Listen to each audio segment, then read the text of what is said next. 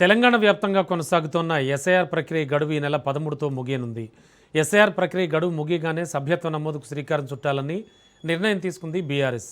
సభ్యత్వ నమోదు కోసం యాప్ సిద్ధం చేసింది గులాబీ పార్టీ. ఈ నెలలో గులాబీ దళపతి యాప్ను ప్రతిష్టాత్మకంగా ప్రారంభిస్తారు. ఆ తర్వాత రాష్ట్ర వ్యాప్తంగా సభ్యత్వ నమోదు ప్రారంభం కానుంది.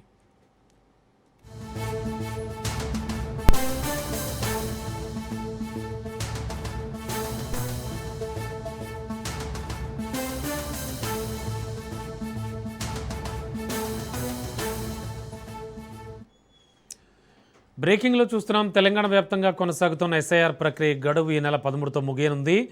ఎస్ఐఆర్ ప్రక్రియ గడువు ముగియగానే సభ్యత్వ నమోదుకు శ్రీకారం చుట్టాలని నిర్ణయించింది బీఆర్ఎస్. సభ్యత్వ నమోదు కోసం యాప్ సిద్ధం చేసింది గులాబీ పార్టీ. ఈ నెలలో గులాబీ దళపతి యాప్ను ప్రతిష్టాత్మకంగా ప్రారంభిస్తారు. ఆ తర్వాత రాష్ట్ర వ్యాప్తంగా సభ్యత్వ నమోదు ప్రారంభం కానుంది.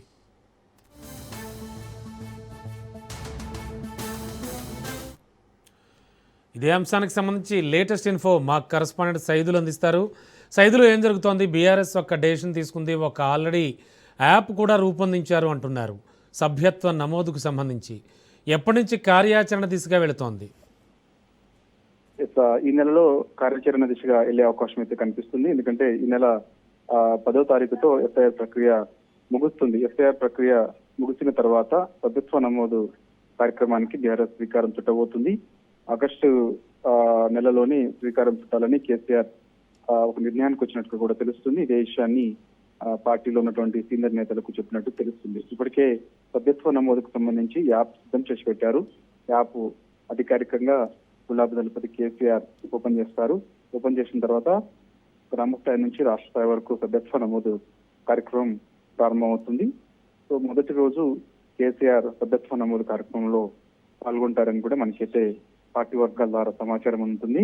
ఎంతో ప్రతిష్టాత్మకంగా ఈసారి సభ్యత్వ నమోదు ప్రారంభించాలని, అదేవిధంగా ఎక్కువ సంఖ్యలో యువత ముఖ్యంగా వారిని దృష్టిలో పెట్టుకొని సో వారందరినీ కూడా పార్టీలోకి వచ్చేలా కూడా కృషి చేయాలని చెప్పేసి కూడా ఇప్పటికే నేతలకు అనేక సార్లు సమావేశాల్లో భాగంగా కేసీఆర్ దిశానిర్దేశం చేయడం జరిగింది. ఎందుకంటే తెలంగాణ రాష్ట్రంలో అత్యధికంగా యువత ఉన్నట్లు బీఆర్ఎస్ పార్టీ గుర్తించింది. యువత ఇవాళ బీఆర్ఎస్ పార్టీ వైపే ఉంటున్నారని చెప్పేసి వివిధ సర్వేల్లో భాగంగా తెలుసుకున్నట్లు కూడా మనకైతే సమాచారం. ఎందుకని సో ప్రస్తుతం ఉన్నటువంటి 60 లక్షల సభ్యత్వం పార్టీకి బీఆర్ఎస్ పార్టీ నేపథ్యంలో సో దాన్ని కోటికి పైగా పెంచే యోచనలో బీఆర్ఎస్ పార్టీ ఆలోచన చేస్తూ ఉంది.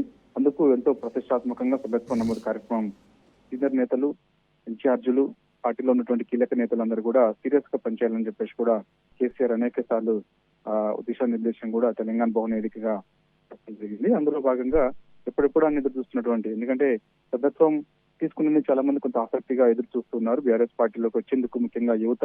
సో సభ్యత్వం లేని వారు కూడా సభ్యత్వం తీసుకోవాలని, ఎందుకంటే ఈసారి డిజిటల్ పద్ధతిలో సభ్యత్వం చేపట్టాలని కూడా బీఆర్ఎస్ పార్టీ భావిస్తుంది.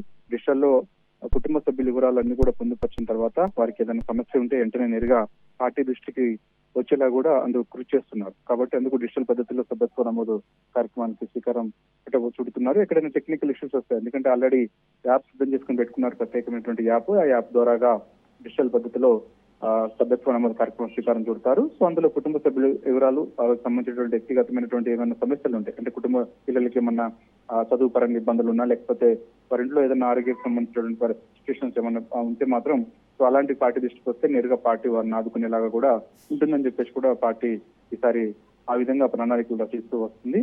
కాబట్టి డిజిటల్ పద్ధతి లో ఈ యొక్క సభ్యత్వ నమోదు కార్యక్రమానికి సంబంధించి నియోజకవర్గాల వారికి కూడా కొందరికి శిక్షణ ఇవ్వాలని చెప్పేసి కూడా పార్టీ ఒక నిర్ణయానికి వచ్చింది.